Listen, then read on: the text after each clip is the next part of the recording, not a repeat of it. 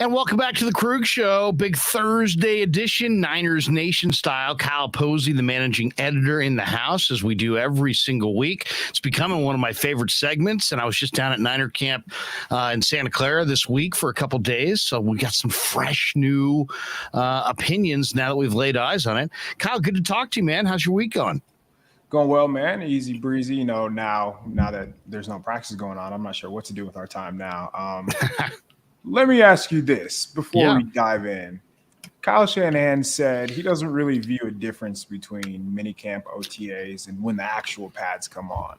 What was your initial reaction when he said that? Well, I guess maybe in his mind he's separating all practice from games. Sure. Maybe that is how he views it. You know, that's all practice and the games are the games. But you know, that's an interesting. I'd never heard anybody kind of group those together. What was your thought when you heard it? So he made a point to point out that pads, like, they're all the same whether they have pads on, whether they don't have pads on, because he's looking at like hands and if they can get to their spots and whatnot, which is fair. But in my mind, the intensity goes from like 4 to 10 when the pads are on. Like, you know, this means something when the pads are on. So I know that they're still out there. I know that they're still practicing. I know that they're all still working, you know, to climb the depth chart and whatnot. But you can't convince me that practices aren't harder, like practices aren't more intense and more focused during training camp in August compared to June. Well, and to me, everybody's a little different as far as how they carry their pads. And some guys lose speed and quickness when they put on the pads. Other guys don't. And it cannot be explained. I mean, I've heard a lot of people have theories on it through the years, but some guys just carry their pads better than others. Some guys are just the same speed in shorts and shells as they would be in full pads. I hear what he's saying, though, and I think the context was when he's watching his outside zone run game, you know, he's still looking for the linemen to get out. He's still looking for them to show the speed, show the quickness. So he's looking for quickness and agility and balance and recognition and getting to the edges. But to me, you know, there are some coaches that I know that don't put any credence in anything that doesn't involve live hitting. Right. And I mean, that's football, right? 9-on-7. Any isolation drills 1-on-1, like, that's what people really want to see. That's what gets the juices flowing, not 7-on-7 when Trey Lance has 4 seconds to throw the ball and knows he can't get hit. Like, that's not football, man. Yeah, I mean, it is pro football, so maybe, you know, they need to do less hitting and get more, you know, technical with how, you know, and maybe he sees it from the standpoint of a play caller and a schemer.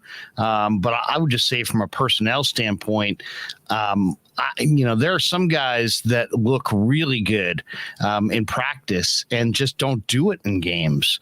And then there's other guys who, you know, don't look good in practice. And then on game day, they're just always there. It's like uncanny. They got a nose for the ball. They've got the timing. So I mean, it's not a superstars competition. You know, it's football, and I'll give you a great example. One guy that's looking terrific is Talanoa Hufanga, and Hufanga is not going to wow you with size or speed, but you know what? His timing is perfect, and he gets quicker and faster the smarter he gets, and the more he's in this defense. And you can just kind of see him out there. He doesn't get there early, so it's not a flag. He doesn't get there late, so it's not a reception. I mean, he's got the timing down where he gets there as the ball's getting there, and that stuff can't be taught, man. That's a skill that he's got that others just don't. Here's a name that people are familiar with who just looked like an absolute terrible practice player, but when he was in the games, he performed well. Richie James. Richie James looked like a guy who, like, there's no way they can put this dude on the field. And then whenever he played, it seemed like he'd have a couple catches here and there, but I could see why they wouldn't play him, because it would be tough to trust him based on what he does at practice. And then everybody during the season's like, hey, put Richie in, man. He does this, he does that. And that's why it's so tough, because we don't see what's going on behind the scenes. Like, we don't see these guys every day. So, I mean, that's just a whole other conversation in itself. Yeah, I mean, and then with receivers, I mean, there's so many receivers that do everything fundamentally right, but they don't get separation. And in the NFL, you sometimes you kind of wonder if separation is about your God-given gifts and not how you're working on things and how you run your routes. But I mean, Richie James was a special athlete and could separate, and that's what that's a word that Kyle uses often when he's talking about wide receivers is the ability to separate. We're standing next to each other, the ball's in the air, and suddenly you've gained 3 yards of separation on me. And some guys just separate from corners and have that ability, that extra gear, and other guys just don't. And it's not always about the 40 time. It's not always about the 10-yard split. It's not always about the 3 cone. There is not necessarily a quantifiable thing that tells you who separates. That's why, as they say, you got to roll that film back and forth. Shanahan said Juwan Jennings separates better than anybody else on the team. Yeah. If we were listing quotes that you thought he would never say or things that you would think like, wait, what? Juwan Jennings is the best separator. Do you buy that? Let's see if he's saying that in July when Danny Gray is running by people. Right. I'll tell you the receiver that has looked spectacular in these mini camps. Now, I don't know how much credence to put in it, but he looks terrific. And that is the guy they just got, the free agent wide receiver, Ray McLeod. Ray McLeod shows this explosive gear. He catches balls short. He catches balls down the field. He sprints through the catch point. So a lot of times it kind of reminds you of Jerry, the way Jerry used to do that, just routinely, just kind of separate. He's like separating at the catch point because he's like literally moving.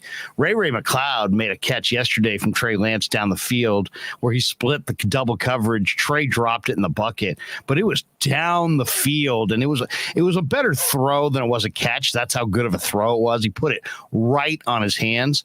But Ray is electric on the field. And if he's as good in training camp and in the preseason and in the regular season, Kyle, as he was in these mini camps, they have added a dynamic weapon to an already really good wide receiver core. Do you remember who he beat?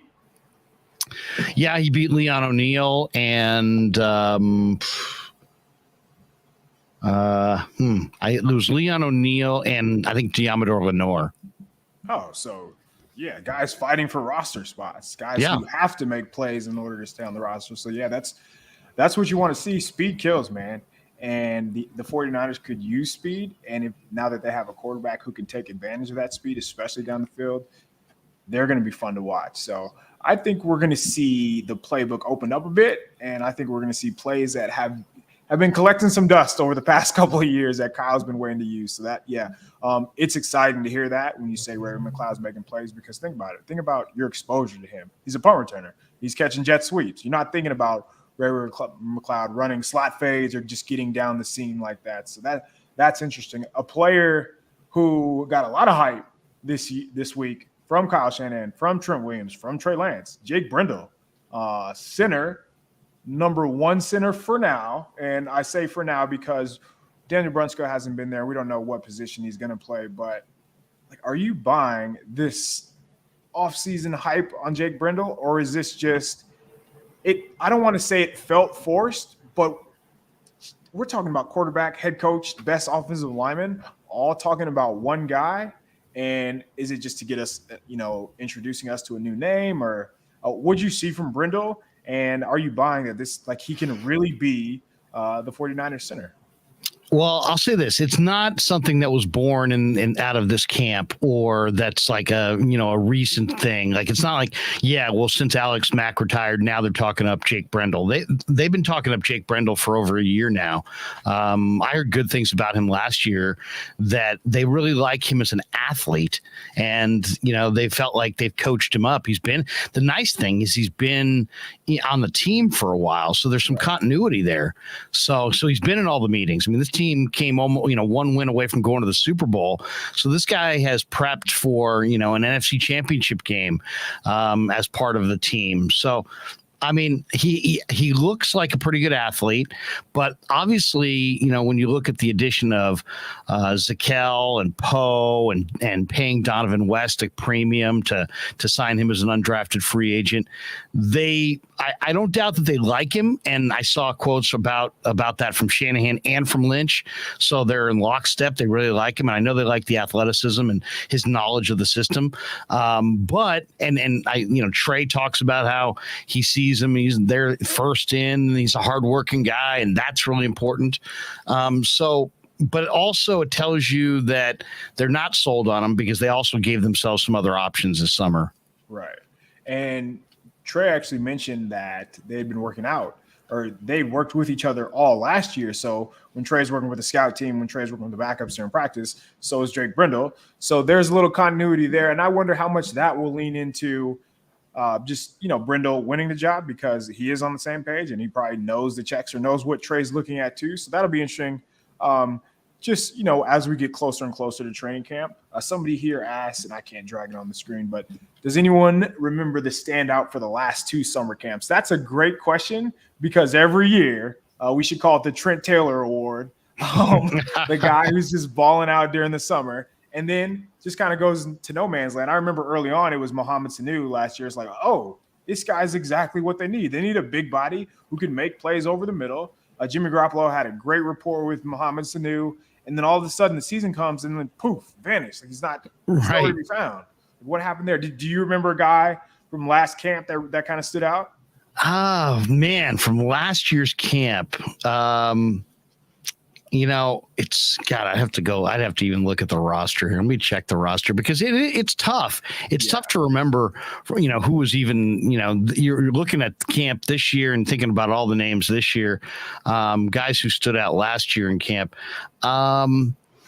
Just looking at it, Jermichael Hasty stood out to me last year in camp, for sure, as a guy who was kind of improving along the way, and you could see the quickness there. Who else stood out in camp? I thought Mo Hurst had a really good camp last year. For sure. Mo Hurst played really, really well in camp. Aziz Al-Shaair, I thought, looked really fast in camp. Those were the guys to me that I really liked. I was looking for Ambry Thomas. I was hoping Ambry Thomas would look good, but he really looked bad last year in camp. There was no doubt. I mean, he looked like he wasn't going to make the team. And then I was thinking, well, how are they going to explain that they're cutting a player that they invested such a high pick in? And somehow he made his way to the final roster. So they obviously knew what they had there. And man, they made the right call, because by the end of the year, he might have been their best cover guy. Trent Sherfield looked like Trent Sherfield. There you go. Last year, that's the guy. Unguardable. They were going to him on like third downs. He was catching touchdowns. He was the guy in training camp. If you didn't know any better, he was in a contract year and he was going to make a name for himself. Like he had a big camp. And then again, like once the season started, obviously he got some reps early on just because Brandon Aiyuk was in the Shanna house. But after the first couple of weeks, he just kind of disappeared and fell off the map, man. So that was interesting. But. Yeah, that's an interesting one. And there's another guy this year, Marcus Johnson, who's kind of in that same mold. Kyle, it's interesting because he's like been in the league, 5 or 6 years. He's been on a number of teams, but if you watch him, he wears number 6. He's speedy and he's got good size and he's good. He's competitive at the catch point, and that right there makes him kind of a viable receiver. And they're loaded at receiver, but I guarantee you that kid's going to be on somebody's team this year. It may not be the 49ers, but he can run really, really well, and he's got good hands and he's pretty competitive. So they've got a good array they got probably 8 receivers in camp, and that they're going to have more than that, but they're going to have like 8 NFL caliber receivers in camp, and it's going to be a tough cut down. I wonder if we get to a point where, so last year they had an overload on linebackers, trade Jonas Griffith to the Broncos for a 7th round pick. I wonder if we get to a point where this year, one of these guys balls out in the preseason, a no name or an unknown name like Johnson has a big game, and all of a sudden teams come calling because you mentioned 8 viable wide receivers. Not every team has that luxury. So maybe the 49ers are able to flip like a day 3 or a guy who they're not invested in and turn that into like a late conditional pick. Well, it's interesting too, because the 49er receivers all have kind of questions around them that going into camp. I mean, they're great. I mean, Deebo's great, but is he going to be happy with how he's utilized? Is he going to be happy with the contract they give him? Aiyuk's got huge potential. I think most people feel like he could be a number one receiver. But can he make that next step? Is he going to be in shape? Is he going to be motivated? Is he going to be prepared? Is he, where is he in his development? He's kind of a big question mark. And then just George Kittle, can he stay healthy? Can he stay out there for, because they're the number 2 tight end and number 3 tight end are nothing close to George Kittle. So there's questions. Danny Gray, can he stay healthy? He's kind of slightly built. Ray McLeod, can he not have 6 fumbles? Can he take care of the football in a crowd? Juwan Jennings, probably of the receivers, is probably the one guy that has the fewest questions. You kind of know what you have in Juwan. All right, so let's talk about some of these issues with the top receivers. And let's start with Deebo, because and not just the contract, because I imagine that's going to come. Like, that's inevitable, right?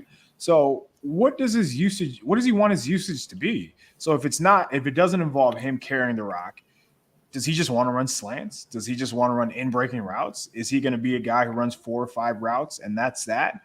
Does he want 90 catches? Like, what do you think he wants to be happy? Or is it as simple? And a lot of people would say this when there's a microphone in front of their face, like, I just want what's best for the team. That's not true. Let's be honest here. So what do you think Deebo really wants? I think he wants fewer runs between the tackles. And longevity. So, I think he likes the jet sweeps. I think he likes the gadget plays. I think he likes getting the ball in space on the run, and he trusts Kyle's going to scheme it up to get him some touches. But I don't think he wants to run it on short yardage. I don't think he wants to run on 2nd and 3rd and 1 between the tackles. Deep down too, Kyle, I don't think it's even coming from him. I think it's just coming from his representation, and now it's been explained to him that, hey, you're going to shorten your career. I think Deebo's a warrior. I think he ultimately will do whatever's best for the team, and he probably still will. But I think, his agent's going to be on the horn to lynch if he's running between the tackles. And I think that's why Ty Davis Price was there. And then also I think, the reason that Danny Gray was drafted was also to make sure that Deebo takes fewer hits, because if you run off the coverage, then now Deebo gets by on that second level and there's nobody there. So I think Danny Gray helps create space for Deebo, and I think Ty Davis Price takes those between the tackles runs away from Deebo. And I think if those two things happen, I think Deebo gets paid, $50 million plus guaranteed. I think if all those things come together, I think he'll be a Niner long term and happy. That's my guess.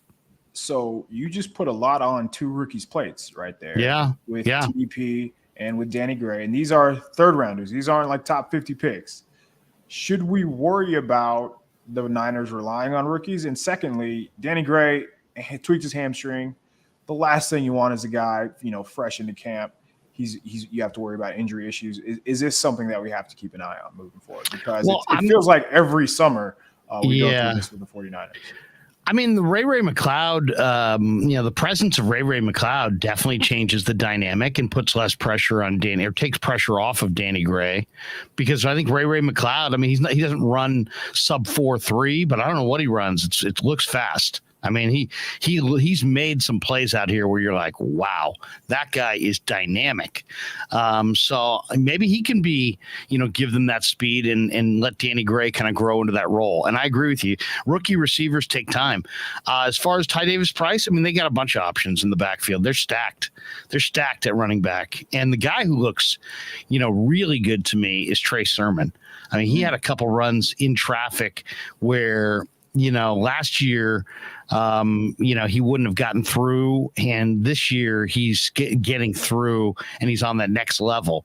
And to me, that extra half step is the difference between a play getting stuffed and just some, Pro Bowl caliber run from a premier slasher. So I'm looking for Trey Sermon to show more dynamic capability this summer. If the team who drafted you drafts the running back in the same round the year after they just drafted you, if that's not going to get you a swift kick in the butt and wake you up. I don't know what is. So that's good to hear about Sermon. And I think people are giving up on him a little prematurely too. He has a lot of talent, man. And a lot of talent. He can catch the ball out of the backfield too. Like he can be a really viable receiver. And I actually think he's going to be the third down guy that makes plays out of the backfield that we really haven't seen, honestly, in Shanahan's tenure consistently. Like there's like breed of splashes here and there, but nothing ever where, they could motion a guy out to the slot and you'd feel confident and comfortable with him doing so. Let's go to Brandon Aiyuk, because you mentioned all the talent in the world. Last training camp, he was eating cornerbacks alive. Like he was killing the Chargers. He was making Jason Verrett look bad, and Jason Verrett is a very good corner. Emmanuel Mosley, he's one of the only guys who could actually run by Emmanuel Mosley on just 9 routes, just regular go balls. So I thought Brandon Aiyuk was going to have a breakout year last year, and we saw how the season started. He was never ever to really get on track. What's it going to take to figure it out? He has a new quarterback who I think matches up a lot better with his skill set. Brandon Aiyuk's a guy who can win on the outside, win on the perimeter, and just more isolation type of routes, which Trey can throw. So I think he has that in his favor, but he has to flip the switch. Like something has to happen. What is that something, do you think? Well, okay, I think it's a couple things. One, I think he needs to, stay as lean as he possibly can. He's got long arms. He's got a great angular frame, but he definitely, needs to stay lean. So that's number one. He's got to come to camp in the best shape of his life, try to stay as lean as possible. And then, cause he's going to be utilized more down the field. I think you're right. Trey's going to be able to find him down the field. I think he's a hardworking guy. I think him and Trey have a great rapport. And then it's going to come down to attention to detail. And the receiver position is so much more detailed than the average fan realizes. I mean, everything matters. Everything matters. Do you have your gloves tight? Are you selling it on the backside? Are you working hard when the ball's not coming your way? All the nuances of creating the illusion of what you're doing is a big part of making a play go. And so he needs to just absolutely, it's all about the nuances and the finer points. He's there as far as the skill set, the hands, the ability, the knowledge of the offense. This should be his bust out year, don't you think? Yeah, I mean, year 3, right? He has a quarterback, as I mentioned. You would think they start to funnel his way. Like if the plan is to take some of the load off Deebo, why not go to the opposite side of the field and now throw those slants, throw those posts, throw those isolation routes to Brandon Aiyuk, who can win, by the way. Like it's important to state that. Like he can win one-on-one. We haven't seen it because he hasn't had the opportunity, but I can't see why he wouldn't. Like, assuming that he's healthy, he has the skill set. Like, he has the speed, he has the size, the strength, everything you want. It's about concentration, right? You mentioned the small things, the little things. Is he aligned right? Is he lazy in his, like, just getting off the line of scrimmage? Is he relying too much on his athleticism when, he doesn't have to do that? He has all the athleticism in the world. So if he just takes a step back and uses a little bit of technique and refines himself as a route runner more, he could go from like a top 30 receiver to a top 15 receiver, which I really believe he has that talent. But we have a long way to go to get there, man. He's yet to go over 900 yards, where we've seen, receivers in his class and even, younger than him have already done that. But to be fair to him, not all those guys are also sharing, time with Deebo, time with George Kittle. So it's a catch-22 when you talk about there. I guess it's not apples to apples when you are comparing Brandon Aiyuk's situation to other people, just because he's, even in 2 years, like he's had a lot go on. Like, and think about it, 2020 COVID year, like he's the only guy out there that they really can rely on consistently. And when I say he's the only guy out there, he doesn't have Jimmy Garoppolo throwing in the ball. He doesn't have Trey Lance throwing the ball. So I feel like this would be the first year where he really has a chance to get off to a good start from the jump. Yeah, I mean, and I'll say this too: they've got a good competitive deep group of receivers. So, it's not like, hey, if you don't like the way Aiyuk is going about his business, that you don't have options. If you're the wide receiver coach or if you're Kyle Shanahan, he's going to have a lot of options. But Ayuk's one of their premier guys, and he could, he can be a true number one wide receiver. And I know Deebo has the that mantra with this team right now, but But I think Aiyuk's got every bit the ability that Deebo has. They're different wide receivers, but they're both true number one wide receivers. And I'd like to see Aiyuk kind of make that step forward this year. And if he doesn't, you know what? I just watched the receivers work out for a couple days. There are other guys there that can step up. And you know what? It's to me, it's going to be really the roster crunch is going to be interesting because they're deep both at wide receiver and running back. So, you know, usually if you have a team that's deep at running back, maybe you're thinner at wide receiver, you take an extra back, you take one fewer wide receiver. The way the Niners are structured with Deebo and Aiyuk and Jennings, I could see them maybe taking an extra running back and one less receiver. So, you know, it's gonna, if they do that, then it's gonna be imperative that, you know, that Aiyuk's ready to roll. Because there's they may go with 5 receivers this year, and Danny Gray, and you know might be you know the back end of that with Ray McLeod and the 3 guys that you know the 3 incumbents. All right, let's turn the page to the defensive side of the ball. And for those of you that don't know, Larry's been drinking the 49ers Kool-Aid on this side of the ball. He loves what he's seeing. Let's start with Drake Jackson because he was another player who you know has been getting some hype this week, but not just from like your run-of-the-mill people like D'Amico Ryans. Nick freaking Bosa is talking about him. Bosa said that Jackson's able to do some things that he couldn't do as a rookie, which is saying something considering how special Bosa was as a rookie, and we've seen what he's grown into as a player. So they are talking up Drake Jackson, and they're talking about his ability to bend and you know the athleticism things and traits that you just can't teach what he can do. What did you see from Jackson? And what do you think was the most impressive part about him, just seeing him on the field? Well, you know, it's funny. I guess this would be the one guy that I'm not seeing what other people are seeing. Like you know, Bosa talked about how he's got a gymnastics background and that he can bend in certain ways that Nick couldn't. So obviously, you know, Nick feels he's really gifted. D'Amico has talked about him in glowing terms. But I was expecting to see a lightning fast, smallish guy flying off the edge with an unbelievable motor and just a crazy speed guy. And what I saw was a guy who looked like about 275, and kind of looked like a combo defensive end, defensive tackle. Like he didn't quite. He looked more like Arden Key, you know what I mean, and like a shorter version of Arden Key, and he's definitely high cut. I'm just not sure what his ideal weight is. You know, it's like I have to see him play a little bit, but it's interesting. I mean, he definitely is bigger than I thought he was, but I didn't see that crazy explosiveness that I saw in some of the highlights at USC. So I don't know if it's good weight. To me, he looked like he needs to lose like 15 pounds before minicamp, before training camp. But, you know, Bosa knows more about it than I do. D'Amico knows more about it than I do.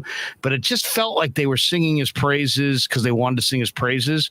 I didn't see that. I didn't see that player that they were talking about on the field.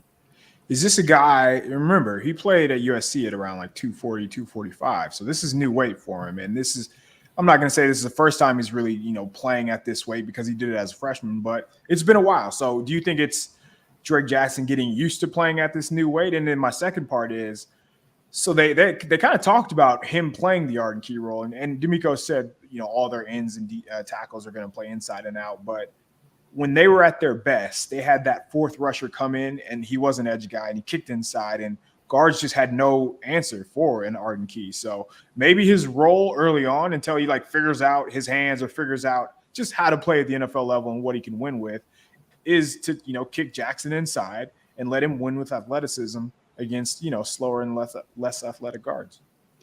You know, it's hard to say. It's a guy, you know, he played at 240, anywhere between 245 and 270. So it's a hell of a range, right? That is a hell of a range. And early in his career, he was more productive, and I think he was heavier. So I don't know. I'm not really sure. I'm going to have to wait. I'll defer to training camp on this particular guy because I do have great respect for Nick, obviously, and what he knows about that position. And obviously D'Amico does, you know, and you can, you know, eventually eventually the kid's going to get on the field and everybody's going to find out one way or another. And we're only about a month away from seeing that. So I've overreacted to minicamp in the past, and I just won't do it anymore. So I'll just say this. I was expecting to see a younger, faster, leaner version of D Ford, who just like beat guys out of their stance and was like a real speed rusher threat. And you could just see the edge being bent by this guy. And I didn't see that. But he's definitely bouncy, and he's wearing 95 out there. But I would say he looks kind of like that combo 4-3 end, like a guy who's like maybe he's carrying a few extra pounds so they can put him in that NASCAR package, or they can play games up front, start him inside, stun him outside, start him outside, stun him inside. Maybe they want him to have a little bit more bulk. I think I'd like to see him lean and mean and fast this summer. Sounds like he's just caught in that tweener stage, and he just needs to figure it out. So, okay, let's go to the second level. Yeah, because the 49ers have, I would argue, the best linebacking core in the NFL, and that's just with their starters. That's before we get to the backups. Demetrius Flanagan-Foles, like, he could probably start on some teams. They signed Oren Burks, but you had another guy who stood out to you, who was an inside linebacker, rookie, who's making plays out there. Yeah, Marcelino McCrary Ball, who's like 6 feet, 215 pounds from the University of Indiana, and he wore number 40. And it wasn't just that he was making plays, though he was making plays. He was flying around, he was playing fast, but he seemed to be almost instructing people like he was like a guy who was like a future green dot linebacker. I mean, he was in charge, and he's a vocal guy, and he seems like he knows the defensive scheme. He seemed for a young guy. You don't expect young guys, they fly around and show their ability, but they don't never necessarily talk, and you don't necessarily hear them instructing others. This guy seemed like he just absolutely was a step or two ahead of everybody. And he's small, but he didn't play small out there. I mean, he's physical. He's instinctive. He finds the football. Yeah, he looked really, really good. And then Oren Burks looks pretty good too. The free agent linebacker they got from Green Bay. A lot of people think that he's going to be a special team ace, but I think you may see him play a little bit from scrimmage as well if they need him, because he looked really, really good. I mean, he's an athlete. He's fast. He's a veteran. He keeps his body in great shape. He really looked good in the minicamp. On Burks, because that's a name that people probably want to know about. First, where is he playing? And does he look like he can cover? Because that's the quickest way for him to get on the field, is if they can use him as a matchup guy against tight ends, against running backs, and even probably bigger slot receivers. I think he's got the ability to play all three linebacker spots. I think you could play him at the Sam linebacker. I think you could play him in the middle. I would say I'd rather play him at those two spots than the weak side spot. I think his coverage ability. But this is a very smart football player. I mean, you can tell, and he doesn't have your prototypical special team linebacker look. He might be a special team linebacker on this team, but doesn't mean that that's what he is exclusively. I think he can play from scrimmage.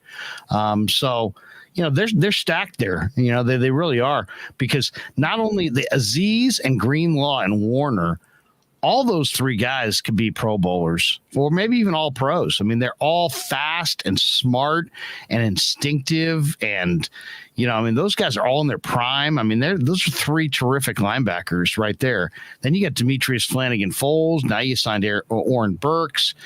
You signed 3 undrafted free agents. Segun Alubi, the San Diego State rookie, really moves naturally too. I mean, like, he's 4.45 and he's a crazy athlete. So I'm eager to see what Alubi looks like on special teams this summer. Yeah, 4.45 is flying for anybody, especially for a linebacker. So yeah. Okay, let's move on to the secondary. You liked what you saw. Obviously, you talked about Talanoa Hufanga at safety, but how about Jimmy? Everybody knows about Jimmy Ward. Is there anybody else standing out, or will it not matter because those two will play at such a high level? Well, that to me, it's an interesting defensive backfield because one, it's clearly much improved.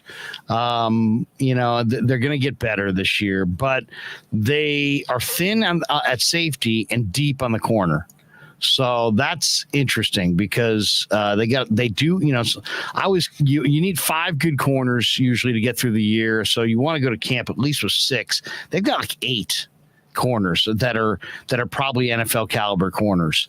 They brought back Verrett, and you've got Emmanuel Mosley, and you've got Lenore, and you got Ambry Thomas, and then they drafted Samuel Womack. I mean, they have some corners here on this team. I mean, obviously Tarvarius Ward was their big free agent signing, so Dante Johnson's still here. They got a lot of guys who can play the corner, but man, if they lose Afonga or Jimmy Ward, I don't see that there's no depth at all at safety. I would not be surprised if they added another safety, or if they took one of these corners like a Tariq Castro Fields and just said, guess what? You're a safety, going forward, because that's kind of where the NFL is going anyway. Converted corners play safety. Yeah. I mean, think about it. Slot corner is essentially safety anyway with their responsibilities. So let's talk about a guy who in college played a little bit of safety. Samuel Womack, when I watched Toledo, just based on the formation, sometimes he would drop back and play safety. Other times he would just play in the slot, which, as I just mentioned, is essentially a safety. You like what you saw from him. Do you think he could be a guy who could shift over to safety? And if anything, if we're just talking about playing your best players, if he falls under that, I'm one of the 5 best DBs on the field, just throw him out there, let him learn safety, and that could be interchangeable. That way you can have him and Jimmy just kind of rotate back and forth, which would be nice to have that type of flexibility. I think Womack looks like a ready-made corner. I mean, he's got the swagger. He's a press man corner who can get up in your face and mirror you up and down the field. He's a little on the small side for safety. He would give them a coverage ability that they didn't have for sure, because he can cover. And he's got a lot of confidence. The guy I think to look for, there's a couple guys. One, Taylor Hawkins from San Diego State, who played corner at San Diego State, and he's trying to make the transition. He's a really good football player. We'll see if he can transition to safety this summer. And then he's definitely one. Tarvarius Moore is interesting as far as size, speed guy. The coaches seem to like him. I think this is probably his last go round. But Quantrez Knight is the guy that I'll be watching for from UCLA, because he kind of moves instinctively, and I think he's a guy who can play a number of different spots in the secondary. His speed probably aligns more as a safety, but he also is a really sure tackler. He breaks down in space and brings guys to the ground, and he likes to play football. He's got a little swagger to him, so I would not be surprised if Quantrez Knight made this team in some capacity back there, because I think he might be able to be a nickel corner. So on Tarvarius, because that's my guy, man. I love watching him play football when he was healthy, but he's coming off a season-ending injury, and he tore his Achilles. And a lot of people, when they tear their Achilles, they don't run like they used to. They don't move like they used to. Does it look like he still has those same movement skills, or does it look like he's a step below? Steps low. He didn't stand out to me, and he normally would be. So He normally would stand out. So he probably has lost a little bit of a step. He's always had, incredible measurables. Great size, great speed, like 4.32 speed, at 6'1", 210 pounds or whatever he weighs. I mean, he's really an incredible athlete, but I think he's a corner. I don't think he's a safety. I think he's a special teamer and a backup corner. And I think if he had the right coaching and the right system with the right surrounding players, he could make an NFL roster. But if you ask him to play safety and he's got to be on time, he's often not on time. And then when he's got to understand the right angle, he takes the wrong angle. So I'll be watching him this summer because he's an NFL athlete, and if he can get everything else down about the game and the angles and really just how to play, he could emerge, because he's there are very few guys who are more athletic than him. Right. Okay. So last year, the 49ers had one of the worst special teams units in the NFL. It was comically bad at times. there were times where I didn't know that they would be able to field the ball. It was simple as that. And there were other times where it was surprising if they were to make a tackle before the 30-yard line. And when you have injuries, let's be clear, now your guys who usually play special teams are in the starting lineup. And now those guys, you're plucking guys off the street to have to play special teams. And that's how you have all these blunders and missed tackles. But Brian Schneider spoke the other day, and he looked like a guy who's confident. Usually he didn't coach last year. He took a year off. But when I say confident, I think a better way to put it is he looked like a guy who just understands what needs to happen. Like he was talking about the players, and he just seemed like a guy who gets it. It would be tough for them to be worse on that side of the ball, which is why on offense, or we saw this offseason, they brought in Ray McLeod. He's going to be the returner more than likely.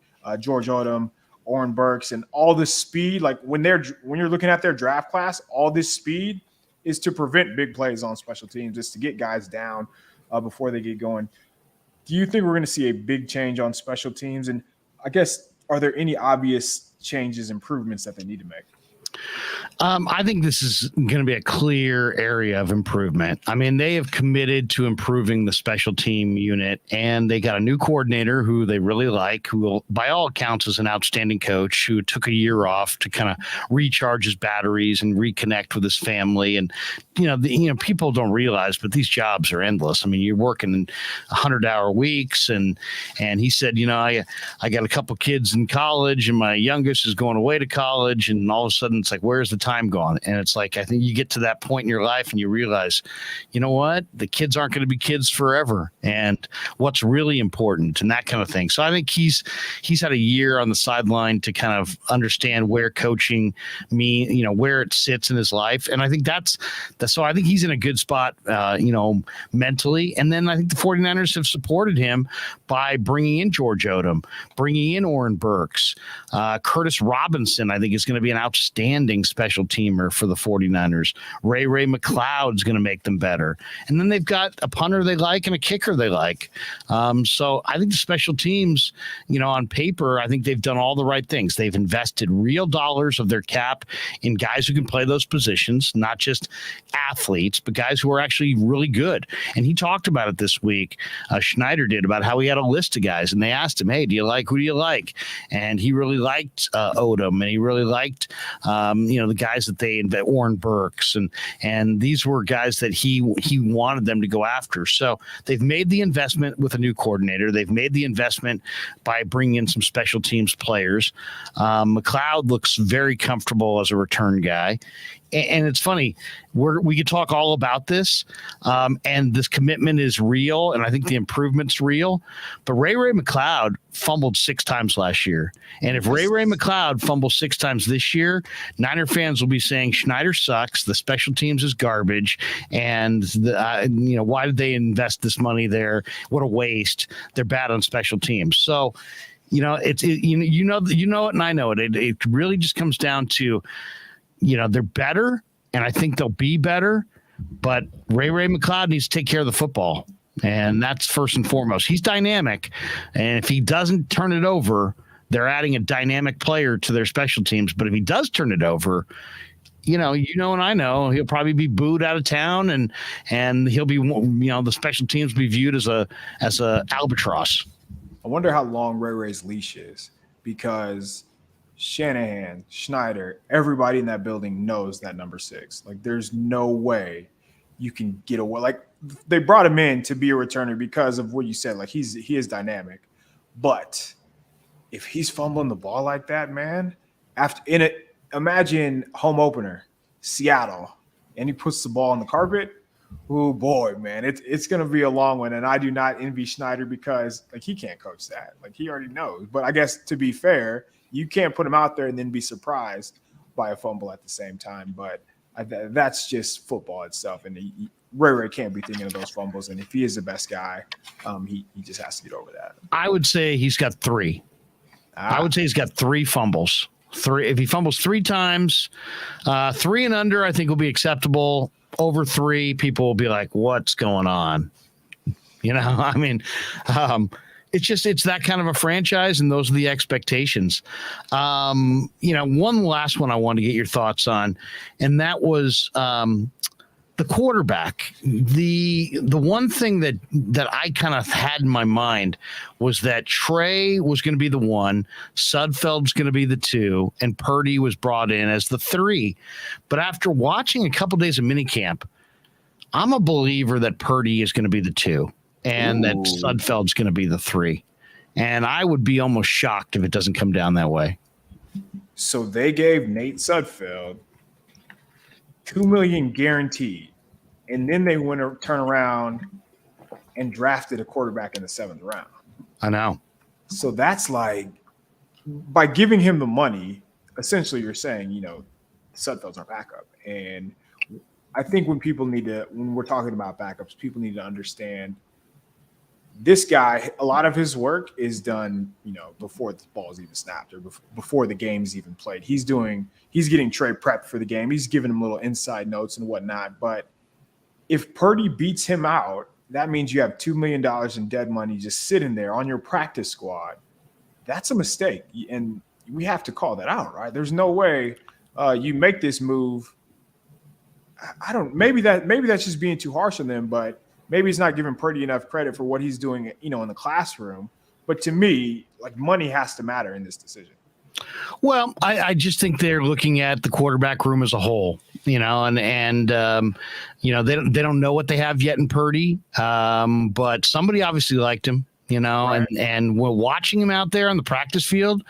You can kind of see he's played a lot of football. He's very calm. He's in control. He's got a little bit better arm than Nick Mullins.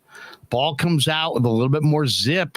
The comparison to Mullins may not necessarily be, appropriate here. He looks like a little bit better than Nick Mullins to me.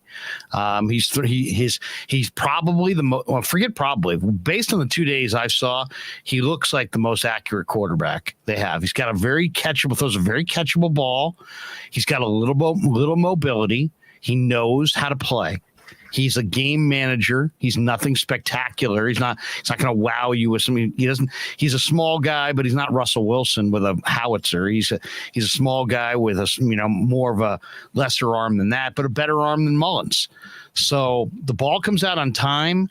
He seems like mentally very, very smart, like he's processing very quickly. He throws a very catchable football. He seems in total poise, keeps his feet under him, a lot of balance. There's a lot of things to like.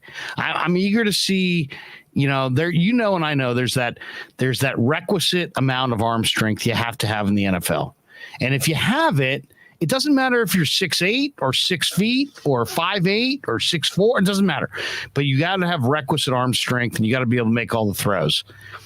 I want to see if this guy can make all the throws, because I'll say this: when you watch a quarterback that can't make them, it just jumps out at you. He can't make the throws. Then you watch a quarterback that can, like a Trey, and you're like, oh, wow, this guy can make all the throws. And then there's the guys in between, and you're not really sure if they can make all the throws or not. And I would put Purdy in that category.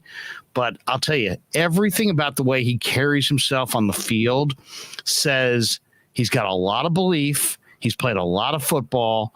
He's not going to be surprised by what he sees. To me, I think there's no doubt he's going to beat out Sudfeld. Sudfeld will be given the number 2 job going into the preseason, right. But coming out of the preseason, I think it's going to be Purdy. When you're just talking about, records and arm strength, the last thing you want to do, and I mean, we've done this the last couple of years, is hold your breath when the ball's in the air, hoping that it gets there, whether it's, a deep out or those play action shots and the ball's just up there and it's just hanging. You don't have to worry about that with Trey Lance. And I guess my question to you is, in a pinch, Trey gets banged up, Purdy has to finish the half. Are you panicking? No, I'm not. I'm telling you, Kyle, you got to see this guy. He's played enough football where he's in command. He's calm. He's got quiet feet. The ball comes out on time, but it's also very catchable, very direct. For a guy who's not a huge guy, I didn't see any of his passes get batted down. Now let's see. I do remember him from Iowa State, but he had a great running back. And the thing about the Niners is, I think the one thing that I'd love to see at the quarterback spot, whether no matter who's the quarterback, obviously Trey's the guy, is a pitch count. I don't want to see 35 passes a game. You got too many good running backs on this team.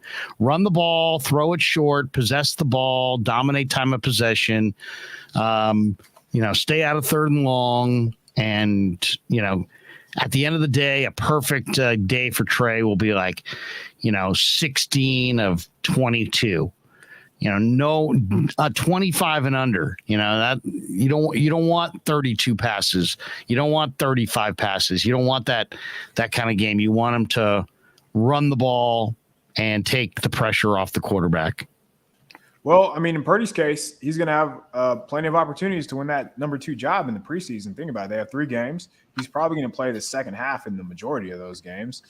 Trey's going to get the first half in the second game. But outside of that, they've seen Sudfeld, so they don't need to really see him get out there. So we'll see if his mobility, because that was a big part of his game at Iowa State, we'll see how that translates to the NFL and, if guys are running him down. And we'll see how that arm strength looks, and even against backups, because those are going to be guys who are fighting for a roster spot too. Purdy's going to be a fun story to follow in training camp. And again, the good thing about this coaching staff is if he is, capable, if he is competent, he's going to have an opportunity to win that job. They're not just going to hand it to Sudfeld at the end of August. I understand he will be the backup early on, but Purdy has a chance. So we'll see what he can do. There was one play, and we'll finish with this. There was one play where the rusher knifed inside and forced Purdy to escape the pocket out the right side. So now he pivots. He's running out the right side, parallel to the line of scrimmage. The receiver had run an in-breaker, and now he's reading the quarterback, and he's angling back to the sideline. And Purdy on the dead run threw and hit the receiver in the hands on the run. It was one of the most impressive throws I've seen on the 49ers practice field in a long time. I mean, it was a rocket, and it was on target, and he was on the run to a receiver who was redirecting, who was being covered. The coverage was there, and he put it on his hands. So, I mean, we'll see. It's one play in minicamp. I've been fooled before by minicamp, but he looked good in minicamp for sure. Kyle, tell people if they want to go to Niners Nation and check out what you guys are doing between now and training camp. Tell them what's up right now and what you're working on. Yeah, so what my goal is over the next month is I reached out to a couple of the rookies, position coaches in college, and I want to ask, what's the one trait? How did this guy who you spent multiple days a week with, multiple hours a week with, how did he make it to the NFL? So I'm hoping to get those type of stories out over the next month before we kick things off to training camp. NinersNation.com, KP_show on Twitter. Awesome stuff. As usual, man. Have a great week. We'll talk to you next week. You too. Take care, man. Kyle Posey, Niners Nation. Check him out. Yeah, never met a man I've been scared of. Careful, you won't get exactly what you asked for. Careful, whatever you bring me getting handled. I answer to no one, I don't need to hassle. Yeah. We ain't never fall back. Hold our ground where we at.